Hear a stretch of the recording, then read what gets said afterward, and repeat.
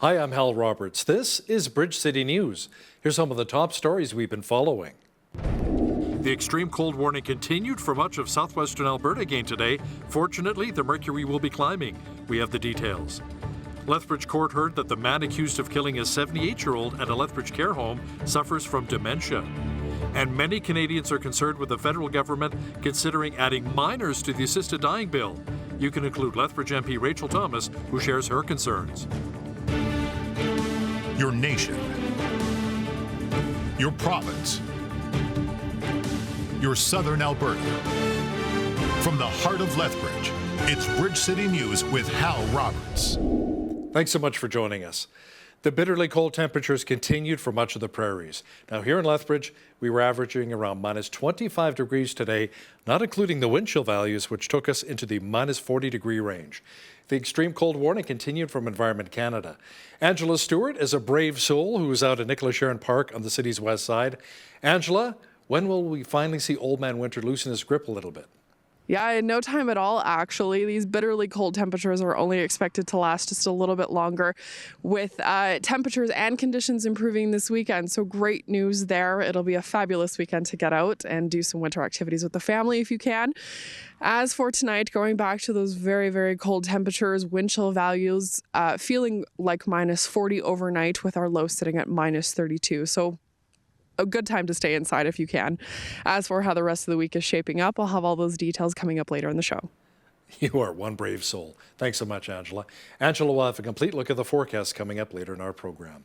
The folks at Streets Alive say they've been fairly busy trying to help our most vulnerable stay safe and warm. Director of Operations Cam Kissick says when the mercury plummets by this much, warm clothing and shelter are vital to saving lives. We are providing as much cold weather clothing and gloves and toques and layerable wear and good shoes as we possibly can. We have our outreach team that's out all day, all night when it's not below minus 10. However, when it drops below minus 10, our outreach then staff is 2 buses that are parked outside of the shelter provided by the city of Lethbridge to help with overflow from the shelter. So on top of that, of course, we continually are monitoring for frostbite and all those types of things. Kissick also says they really appreciate the support of the city and how City Council is looking into the potential of around $215,000 worth of funding annually for the group up until the year 2026. And by the way, one of their biggest fundraisers for Streets Alive, the coldest night of the year, is coming up on Saturday, and Bridge City News will be there. Many of our city's most vulnerable have also headed to the Lethbridge Soup Kitchen for help during these frigid cold temperatures. The Soup Kitchen's executive director, Bill Ginther, says they're not only able to offer a place to warm up, but also some hot food for those who need it the most.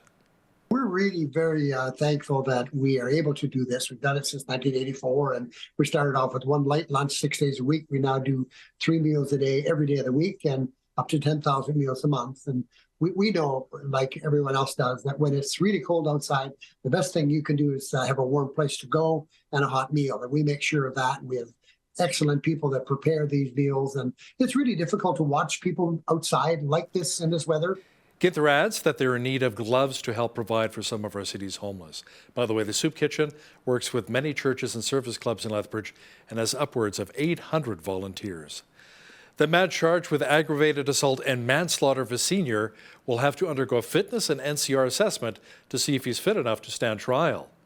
During a court hearing today, Carol Ebenson, who is one of the 2 defense lawyers for a 51-year-old Wesley Red young man, told the court that her client suffers from Alzheimer's and dementia and that his wife was appointed as his power of attorney. On January 6th, police were notified that a resident at St. Michael's Health Centre had died. The body of 78-year-old Kenneth Hale was taken to Calgary for an autopsy. It was then that his death was deemed suspicious. It's alleged that Hale had been assaulted by another resident on December 26th. The accused was arrested on February 21st without incident. The case has been adjourned until March 24th until the NCR assessment can be completed. The Southwestern Alberta Teachers Convention took place at the University of Lethbridge on Thursday. The event will also be held on Friday. Catherine Pritchard from the Alberta Teachers Association says the convention is a great way to showcase and celebrate our teachers. Teachers' conventions have actually been going on for a very long time. I think the first one was held before Alberta was even a province. Here today at SWATCA we have about 2,000 teachers, so all the divisions around here. We also have teachers from Kainai, Pikani and the Francophone School here to engage in professional development. So we had a great keynote this morning, Dr. Robin Hanley-Defoe, and now teachers are off to various sessions. We have, I think, 159 different sessions to match all the interests and needs of our teachers. At least one convention is held in our province every Thursday and Friday in February and early March. The largest is the Calgary City Teachers Convention, which hosts well over 11,000 delegates. These events are fully funded by teachers through their association fees. The University of Lethbridge Pronghorns women's soccer team now has a new head coach. Tiago Bastos joins the team with 6 years of experience coaching soccer in Canada. He's currently completing a master's in high-performance football from MBP School of Coaches in Barcelona, Spain. Bastos says he's excited and anxious to kick off the upcoming year in soccer in his new position. Because I'm not there yet, I want to be there. I already met the players, so I went a couple weeks ago to Lethbridge just to get a little bit of feeling, look for places to stay and meet the players and give you like just one session so they can know like a little bit of my style. So it's super exciting. Like right now, like I wasn't expecting to happen so fast in my career. I thought like it was my goal to be a university coach. I always wanted to reach that level. The Pronghorns women's soccer team will host an ID camp on March 25th and 26th. The Canada West regular season will get underway at the end of August.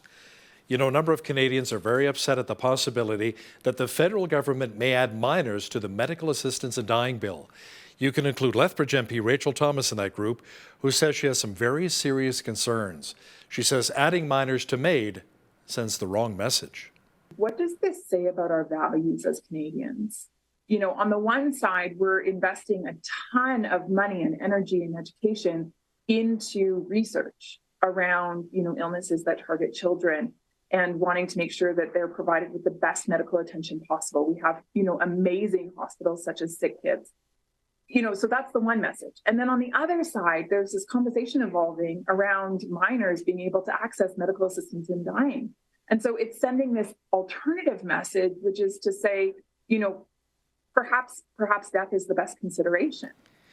Lethbridge MP Rachel Thomas will also share her thoughts on the recently released Justice Rouleau report, which stated that the federal government had every right to invoke the Emergencies Act during the Freedom Convoy last February. She will share those thoughts coming up in the second half of our program. Prime Minister Justin Trudeau held a town hall meeting with students at Dalhousie University in Halifax, Nova Scotia. The Prime Minister says the federal government has struck agreements in principle with the 4 Atlantic provinces and Ontario on health care. Said, yes, we're in for these healthcare deals. Let's start negotiating the details on, you know, how many family doctors we want to add, what we're going to be investing in mental health, how we're going to move forward to get the best possible outcomes for Canadians over the coming years. So that's fresh off the press this morning that a whole bunch of provinces are raring to go. There's lots more to do. By the way, we have more details of the Ontario government's 10-year deal with the federal government on health care. It includes $8.4 billion in new money, and officials say there's also a $776 million one-time top-up to address other needs, especially in pediatric hospitals and emergency rooms, along with addressing wait times for surgeries. Federal Health Minister Jean-Yves Duclos says the government will modernize the province's healthcare system, improve access to family and mental health services, reduce surgical backlogs, and support healthcare workers. The number of patients who have left the emergency room at Winnipeg's largest hospital without being seen has tripled over the past few years. That's according to a recent report from Shared Health, which says in 2022, 1 in 4 patients, or about 25%, walked out of Winnipeg's Health Sciences Centre without being cared for. That compares with just 9% back in 2018. A spokesperson for Doctors Manitoba says the shortage of healthcare workers is a major problem, and the situation in the province is among the worst in Canada. Police in Florida say a gunman accused of killing a woman in the Orlando area returned to the same neighborhood hours later and shot 4 more people. The suspect, 19-year-old Keith Melvin Moses, ended up killing a journalist who was covering the original shooting, which included a 9-year-old child who also died. Moses has since been taken into custody and charged with murder. The shooting this morning, the two shootings of the two news reporters and the shooting of the mother and the 9-year-old child are all connected. The same suspect, Mr. Moses, is responsible for all those shootings. He's been charged, formally charged in the murder this morning, and we expect charges soon on all of the other victims. According to Committee to Protect Journalists, 40 journalists were reported killed last year, along with another 2 this year. Ukrainians who've been displaced by the war are volunteering at a charity in New Jersey. They're sending medical and safety equipment back to their homeland as the war in Ukraine drags on for more than a year. Today's mission, we received a big donation from a retired fire department chief in Port Jervis, New York. So we received a lot of used fire equipment, and we are preparing to ship it to Ukraine. Also, we have a lot of supplies for first aid kits, individual first aid kits, as well as tactical backpacks. Razom is together for Ukraine. I didn't have in my worst dream that war will last so long, and right now it become, I'm embarrassed to say, but it's become a kind of a norm. If not us, who else can be? Of course, government, but government has much bigger issues.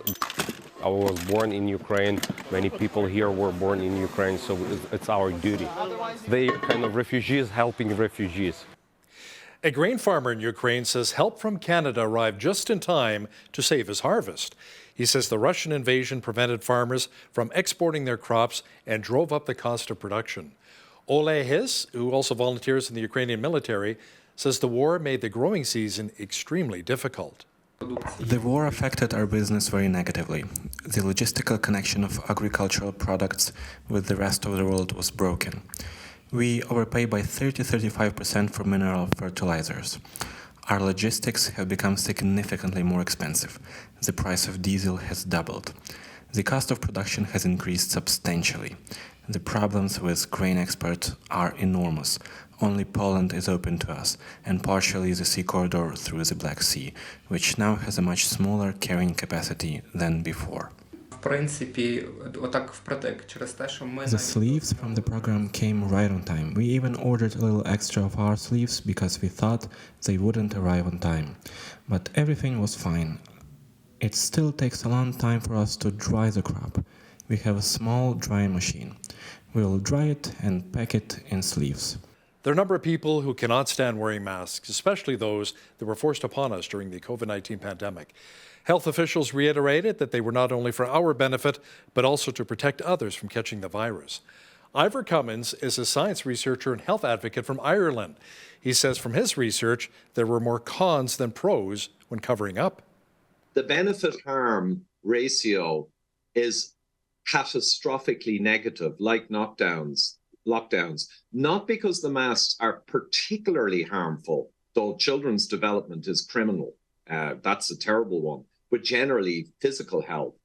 But the benefit is so non-existent from all the data that any harms, are going to outweigh it. And the other thing is to mandatory force a human being against their own personal judgment to cover their face wherever they go.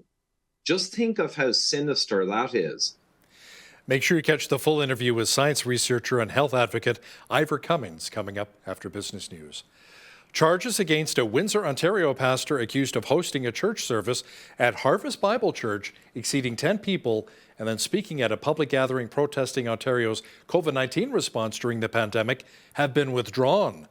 The Justice Centre for Constitutional Freedom says charges against Pastor Aaron Rock were withdrawn at the request of the prosecuting Crown attorneys in both Windsor and Stratford, Ontario.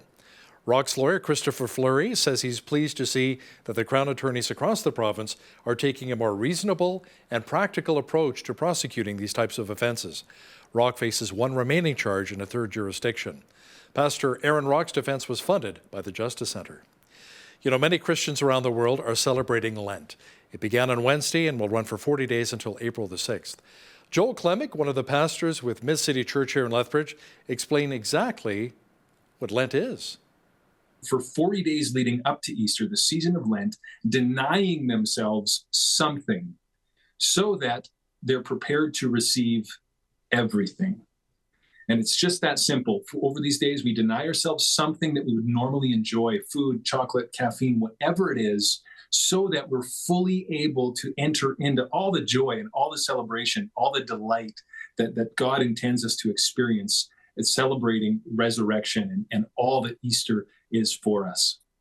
Christians believe that Lent leads into Palm Sunday, followed by the death and resurrection of Jesus as Easter is then celebrated. How does that expression go? It's Friday, but Sunday's a-coming. Well, the warm temperatures are coming as well, but not before the extreme cold warning for our region continued. Fortunately, the mercury will be going up again, hopefully by the weekend. A full look at the weather picture is on deck.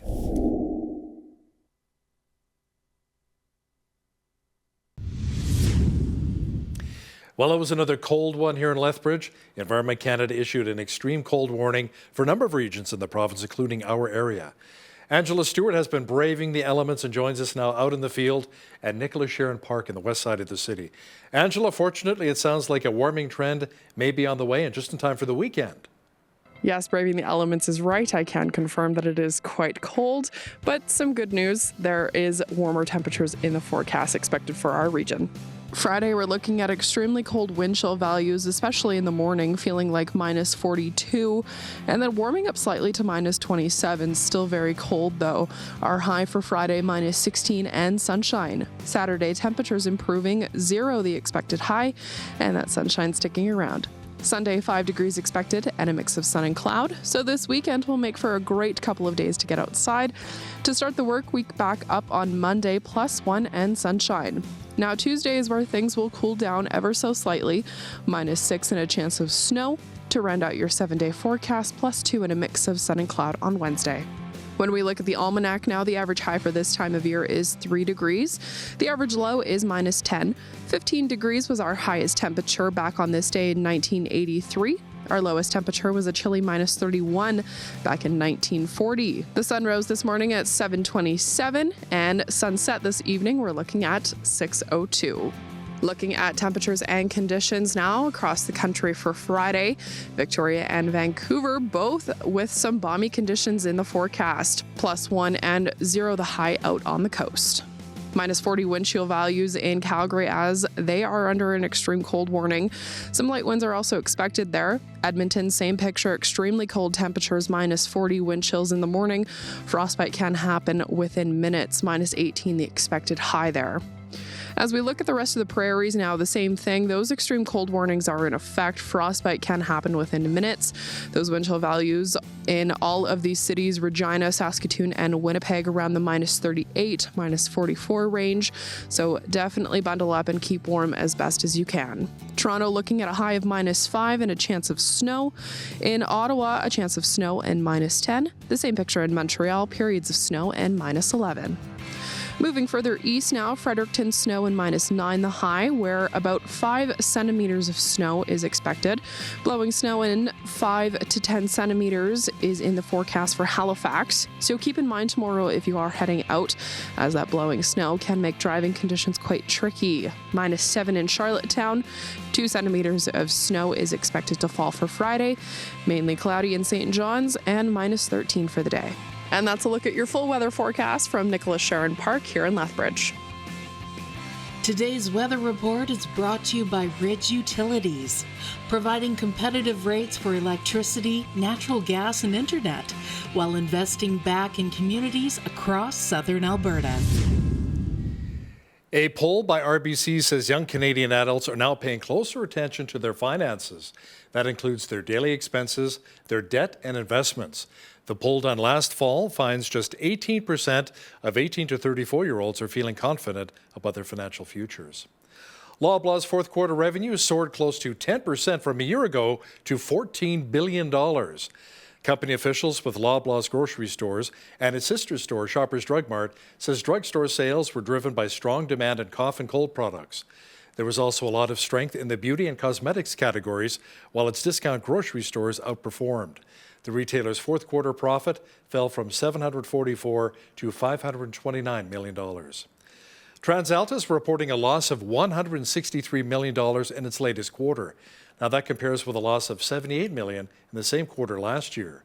The power utility also announced a deal to acquire a 50% stake in a hydro energy storage project in southwestern Alberta. The company will pay Montum Resources around $8 million when the deal closes, with additional payments of up to $17 million. Now, here's a look at today's markets. The TSX was down 5 points on the day to finish at 20,188. The Dow was up 108 points to 33,153. The S&P 500 was up 21 on the day to 4,012, and the Nasdaq was up 83 points to 11,590. West Texas Intermediate Oil was up $1.73 to $75.68 US per barrel. Natural gas was up 17 cents to $2.34 US. Gold was up 2 cents to $18.2230 US an ounce, and silver was even on the day at $21.31 US an ounce. Feed wheat is at $11.92 per bushel, barley's at $9.14, canola's at $18.71, and corn is at $11.23 per bushel. Live cattle were up 23 cents to $165.15. Feeder cattle March contract was up $1.25 to $189.23, and lean hogs April contract was down 35 cents to $86.20. The Canadian dollar was up slightly over the past 24 hours to $73.83 US.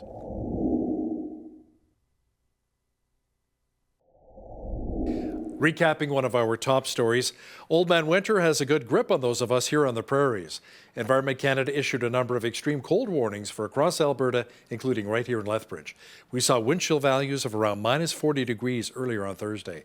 But fortunately, a warming trend is on the way, and we should begin to see a high of 0 by Saturday, even warming up to 5 degrees on Sunday. More Conservative MPs are speaking out against the findings of Justice Rouleau's report, which stated that the federal government was right to invoke the Emergencies Act during the Freedom Convoy last winter. And one of those MPs is Lethbridge MP Rachel Thomas, who will share her thoughts with us shortly. Listen, if you see news happening in your community, be sure to drop us an email at info@bridgecitynews.ca. We'd love to hear from you.